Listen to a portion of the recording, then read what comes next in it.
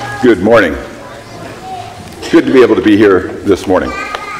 Ralph mentioned he was here about 6 years ago. I have, and Judy, have never been with this congregation, and we are just excited to be able to have been here this weekend to this point and through today as well. It has been, for us, I can say it has been a good opportunity and a good study of several marriage topics. Hope that it has been for you as well. Hope that you have learned things that are beneficial. Nate and Angie, we know, they have been to a couple of our retreats, and Nate has come down. They've both come down, but Nate has preached in our summer series a couple of times in Bulverde, and grateful for that. AJ and Miranda have come to a retreat. Good to be able to see them once again and to be able to talk to them. And I believe outside of that, I think Caleb is the only other one I've even met prior to being here. But we did find out we have several common connections, and that is certainly good as well. Grateful for that. We find that to be true virtually anywhere we go and meet with the family of God. I've learned this week as well. Hope you have. I would tell you every time we're together and you go through these lessons, you learn from preparing them again. You learn from hearing them again. This morning's class had some great material on the whole idea of apology and forgiveness. I learned something, why we're still talking about their running up and down the hallway the way they were again this morning. When I had thought I had accepted his apology, I said, I accept your apology, but 2 hours of exuberance is just a little too much. So, and if I hadn't followed that with, we're probably just both cranky. Let's not worry about that. And then I thought if I had only heard that lesson before this morning, probably would have saved me the pain and the cost of my marshmallow cream tattoo that I have from an early incident. We're going to be looking this morning at the idea of another assault on marriage. And we don't even like to really call this one an assault because it is a lesson about our children. And as we talk about rain and winds and floods and assaults on marriage, and you say children and grandchildren, it just doesn't really feel right to talk about our children in light of being an assault, or our grandchildren in light of being an assault on marriage. But as we've pointed out this week, assaults are not in and of themselves inherently wrong. They're not an inherently bad thing. They are something that does have an impact on the marriage that can cause the marriage to have difficulty, and we want to make sure that we understand that. And so as we talk about children and grandchildren, having children creates tension. I think we would understand that. Anybody that has children, anybody that has raised children, when you think of the definition of tension, the state of being stretched tight, how many mothers, especially young mothers who have multiple children at home, don't feel stretched tight? There's tension there. We have one of our 3 sons. He and his wife had a 5-year-old boy who was all activity all the time. And then they had triplets 2 years ago. So stretched tight is something that she would understand. Tension. These are dictionary definitions. It talks about the idea of tension is mental or emotional strain. Do you ever feel that because children are in the household? As much as we love our children, children bring incredible joy to our lives, but we would just not be honest with ourselves if we didn't say that they also bring some tension. They bring some strain. They bring some difficulty in the sense of trying to figure out how to balance and work through all of this. And I would tell you that the best thing we can do for our children as a married couple is to make sure that they see the example of a loving, healthy, happy marriage that supports each other, and that they see that the primary thing in my life is my wife and I, as far as on earth. The primary relationship is making sure that we have what we're supposed to have so that we have some ability to help pass that on to them. All 3 of our sons are now married and have children of their own.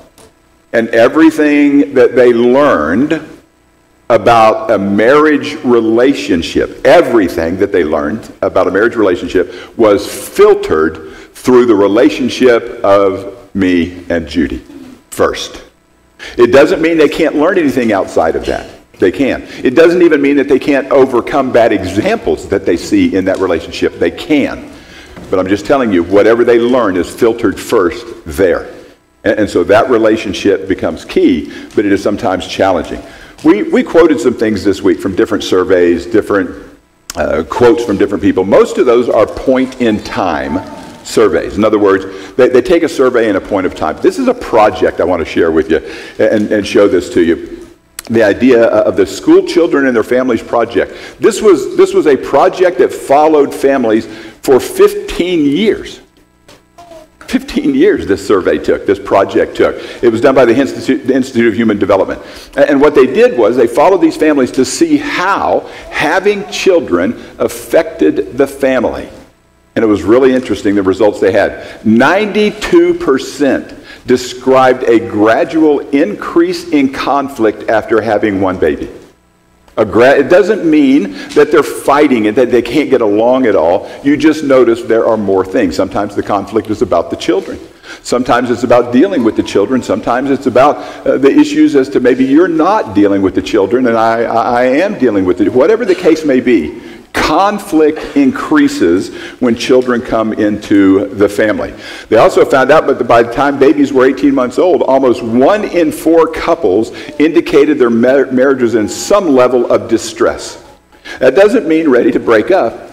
It's just saying, you know what, we are not as solid as we were 18 months ago because they found that it's a cumulative effect. The erosion continues to happen. And why is that important? Because we need to recognize what the possibility and what the danger is and what the end result could be so that I can understand what I need to do about that now. And so we truly need to understand what God would have us to understand, that after God, your marriage, not your children, must be your priority one relationship. The marriage has to be priority one. It has to be. For not only what I'm going to teach them, but because it's also that lifelong relationship. Here's a quote that I came across in one of the articles, and I thought, isn't that interesting? Couples should make the children the center of the home. After all, a marriage may not last, they say, but you're a parent forever. I would say that's exactly the opposite of what God would tell us. Exactly the opposite. God says you're not a parent forever, but you are supposed to be a husband or wife forever. I'm not saying you cease to be a parent. It just ceases to be the primary relationship in your life or in their life at some point. God would have us to understand that we are helping to raise our children. Remember what you have your children for. In Psalm 127, we read these words. Starting in verse 1. That starts in verse 3, but starting in verse 1, it says, "Unless the Lord builds the house, those who build it labor in vain. Unless the Lord watches over the city, the watchman stays awake in vain. It is vain that you rise up early and go late to rest, eating the bread of anxious toil, for he gives to his beloved sleep. Behold, children are a heritage from the Lord, the fruit of the womb a reward. Like arrows in the hands of a warrior are the children of one's youth. Blessed is the man who fills his quiver with them. He shall not be put to shame when he speaks with his enemies in the gate." Some interesting things said there about having children. He says children are an incredible blessing. We need to understand that. He's not, when he plays up the relationship of husband and wife, he's not downplaying the relationship of children. He's just saying, I need you to put the one above the other because it is more important. I'm not saying this is not important, but you have to have a priority. The same as, remember, Jesus said that there would be those who left children or left other family members in order to follow him. And he says that's a good thing because the priority has to be God first. He's not saying children aren't important, family aren't important. He's saying God has to be most important. And then he says after that, your spouse has to be most important. Here's what happens. And I want to focus on just two aspects of that. Not only are they a great reward, he says this is a blessing from God. He said that's a blessing. Understand that. That's a reward. God blesses you with these children. Then he says they're like arrows in the hands of a warrior's hands, and I'll come back to that in a second. You realize when you have children in the home, when you get married, here's why the strain comes. When you get married, there are two relationships in a marriage. My relationship to Judy, Judy's relationship to me. We each have an individual relationship with the other. Does that make sense? Because you have to get that understanding first to understand that when one child comes in the home, there are 6 relationships. When 2 children come into the home, there are 12. When 3 children come into the home, there are now 20 relationships in that house. Think about that.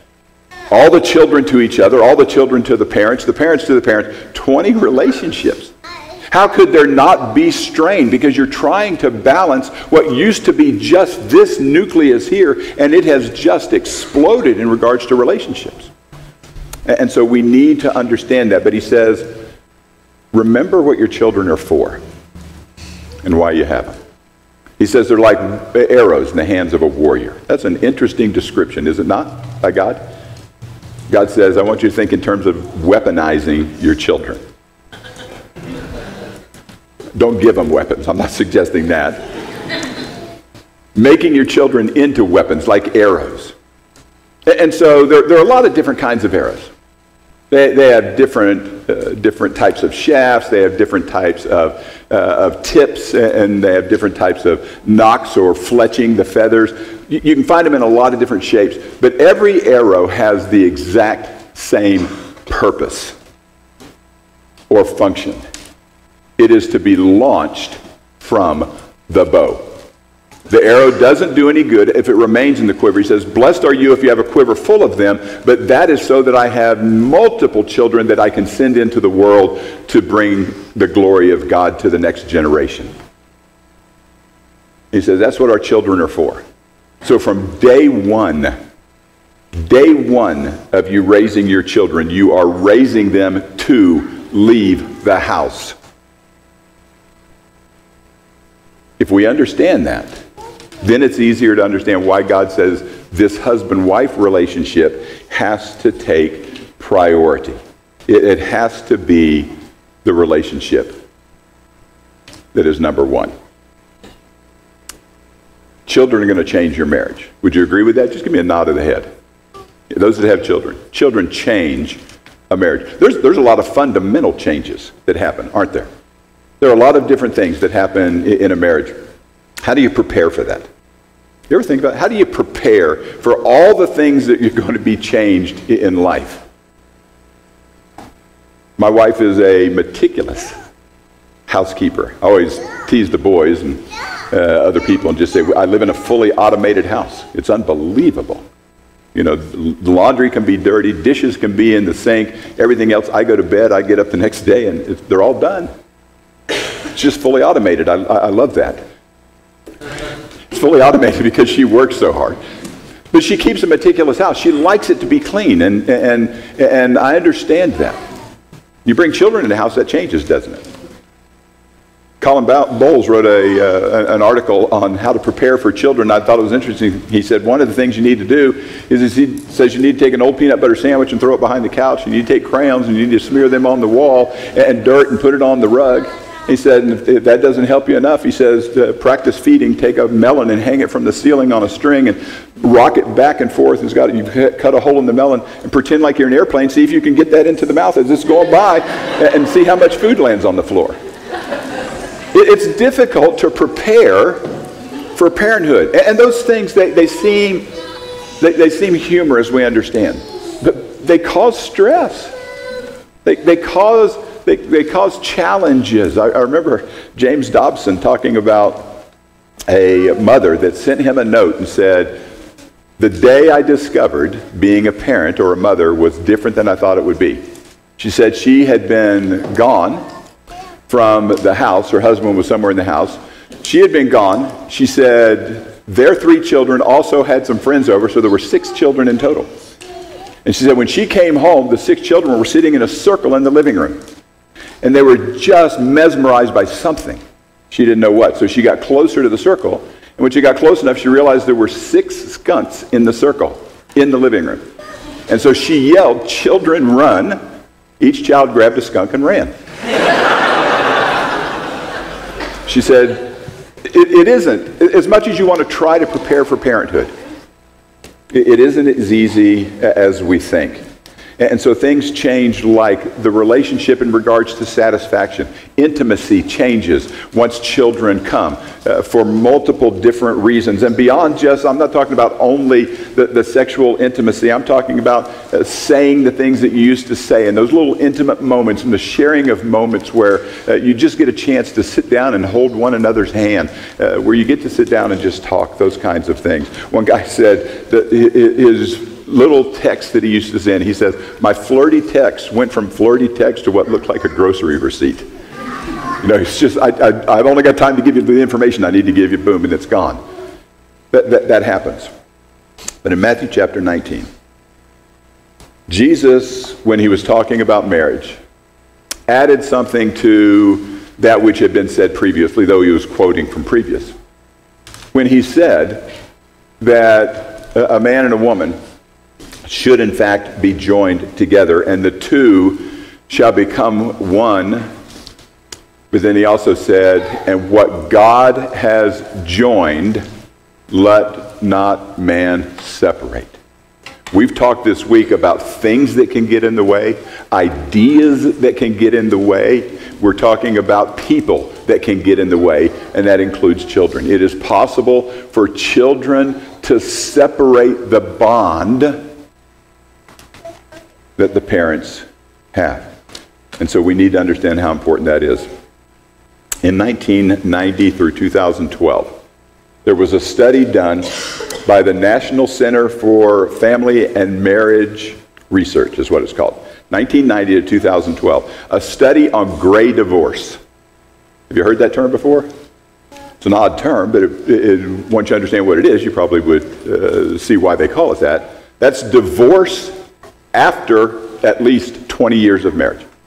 All right, so they did a research on divorce after at least 20 years of marriage, because there's a tendency to think, divorce all happens early, and the majority of it does. Majority is within the first 10 years of marriage, majority of divorce. But the numbers after that, when they did this research, between 55 and 64, the numbers are increasing to the point that they had doubled from the beginning to the end of that survey. That's 12 years. People who are 55 to 64. Over 65 had tripled. How does that happen? Because now the children are gone. We've dealt with things in our marriage retreats that talk about the second half of marriage. And so the idea is, it is critical to understand the relationship has to be built if it's going to survive once the children are gone. If the children dominate the relationship, then once they're gone, there is no relationship. So I just want to make 3 points, and the lesson's yours. Children are budget busters. We understand a budget, don't we? Budget just means that there are limits. We live in a culture where budget kind of has gone out the window, because anybody that wants to almost can get the ability to buy on credit that allows you to buy 10 times what you really have the money for. So we understand financially a budget just means I've only got this much to spend, that's all I can spend. Well, I want to talk about 3 budgets that children bust. First, they bust the time budget. Time has changed dramatically. And since you need to take time for a relationship to work, you're going to have to make that time. You need it, so you have to make it. And I would tell you, you have to make it now. Lack of time automatically causes an erosion of intimacy. That just makes common sense, does it not? If I don't spend, it doesn't matter with whom it is. Ralph and I had a lot of common friends in school. None of whom are even remotely as close as the relationship that we still have as friends. And I would tell you that could not exist had we not had and seized the opportunity to spend much time together through these last 40-some years. If we had just broken the contact, that relationship would not have that level of intimacy and relationship. We understand that. And so if you're going to have a relationship with your parents, or it's going to be with your children, that dominates, it's going to be hard to have a relationship with your spouse that holds the place that it should. Remember in Jesus in Matthew chapter 6 said, where your heart is. Where your heart is based on what? Where your treasure is. Where your treasure is, your heart's going to be also. I love my children, our children. They were only my children when I would come home and they would have destroyed the house or something. Do you know what your son did today? So usually they were ours. Sometimes they were mine.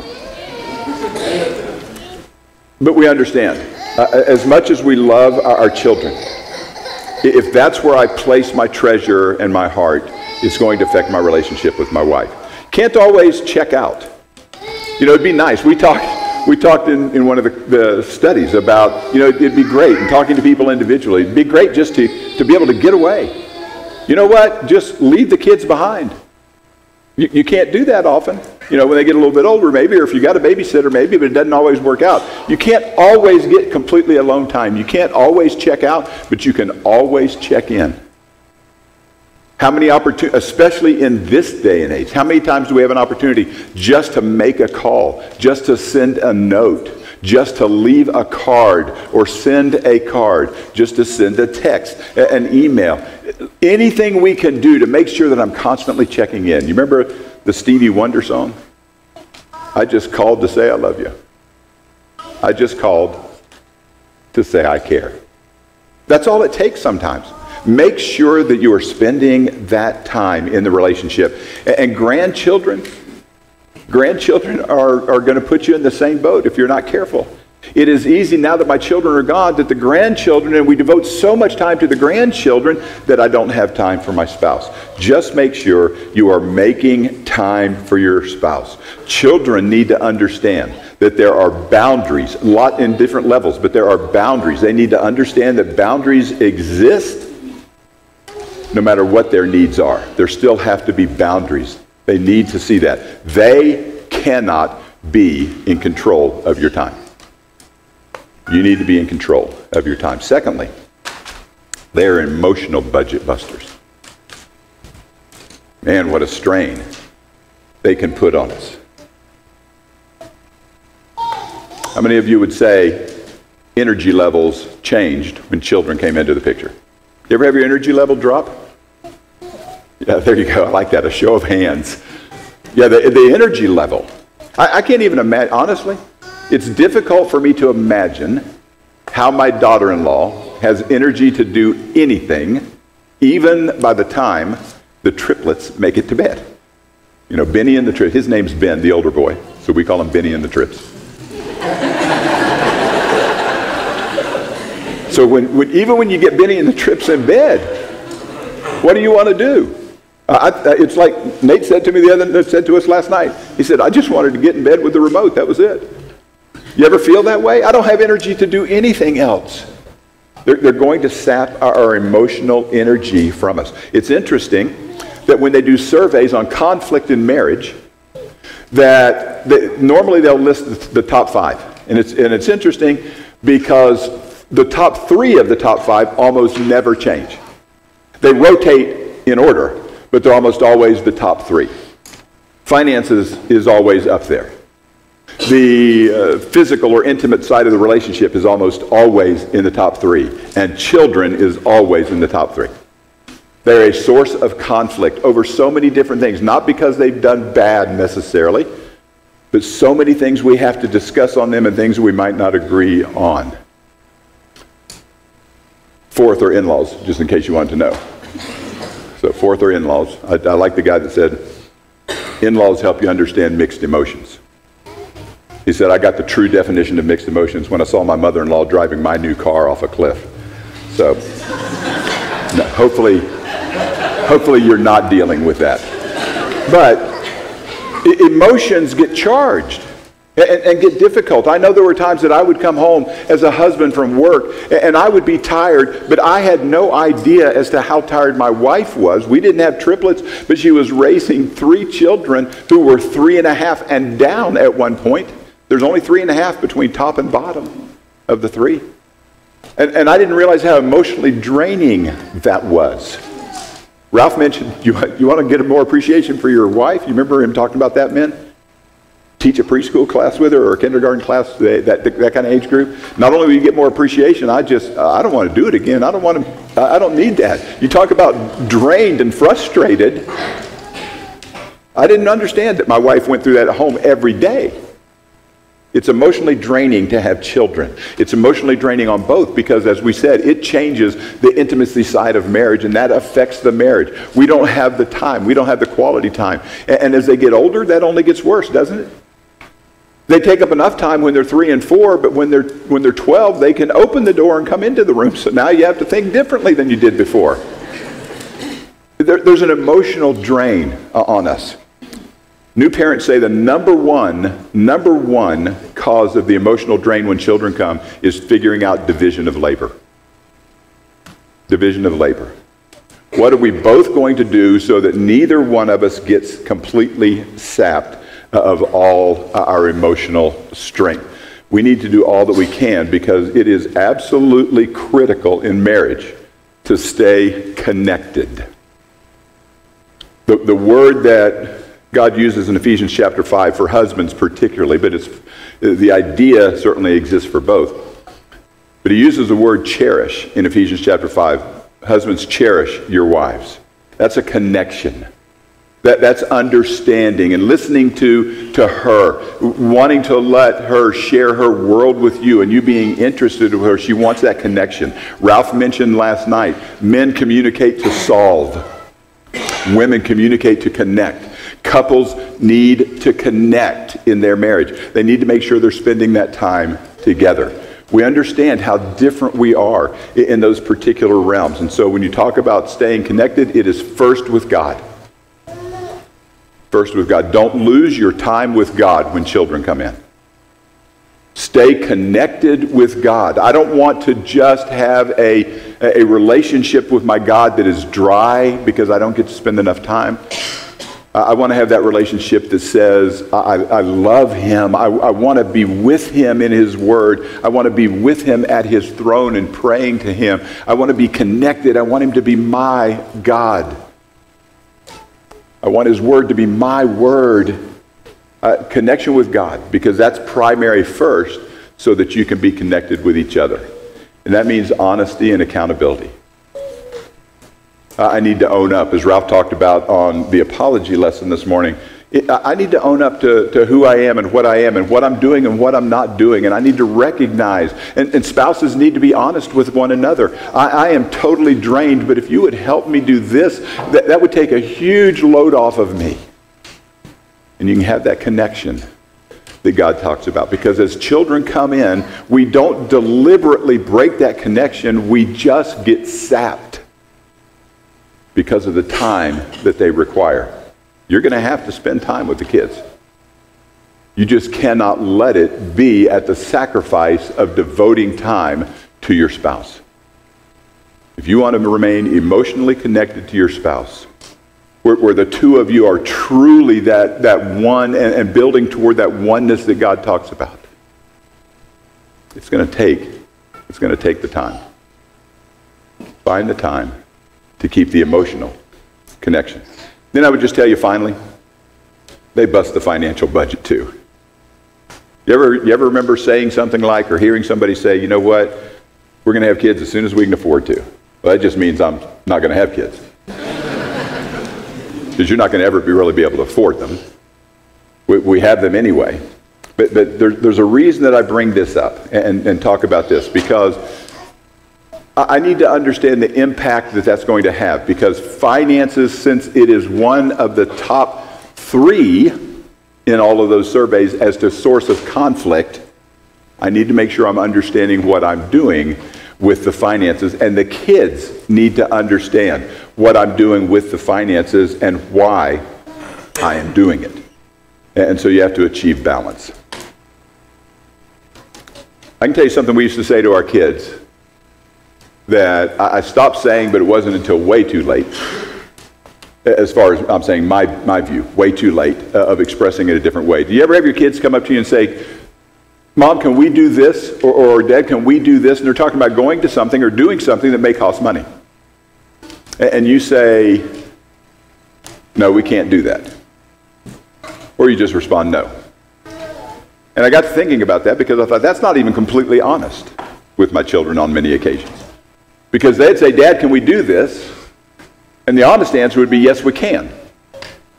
And so I should have been saying, yes, we can, but no, we won't. And here's why we won't. Because we have other priorities. And we have limited amounts that we're dealing with. Could we do that? Yes, we could. But it is not as important as taking care of these things. They need to understand that there are budgets necessary and that they work. They need that for when they leave as well.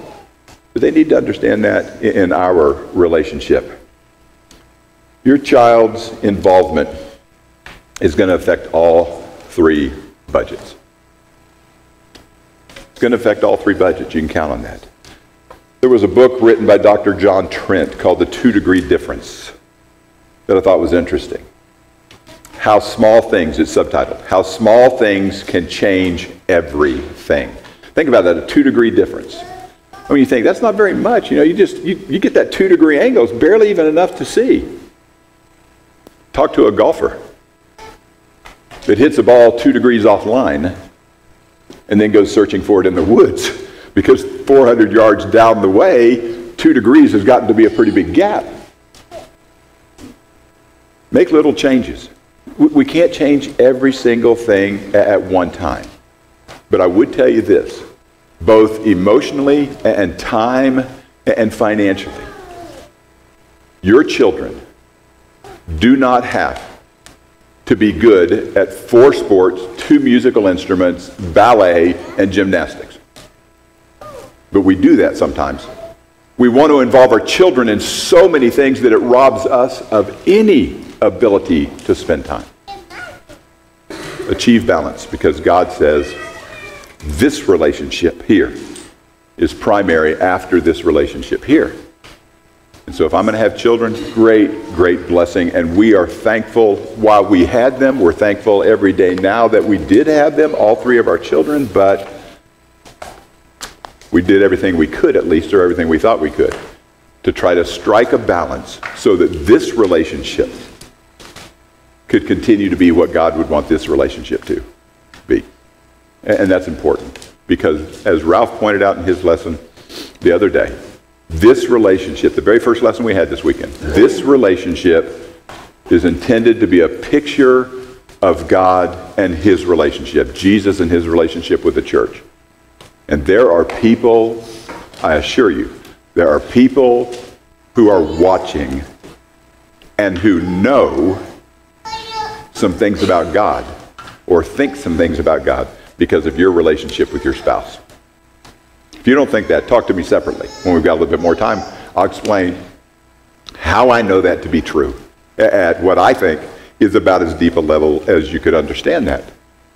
If you're not a Christian, we haven't really talked about that this morning, but would encourage you to think about that. It's the most important decision that you'll ever make. I talked to the single guys yesterday and I told them, you start talking about marriage, that's the second most important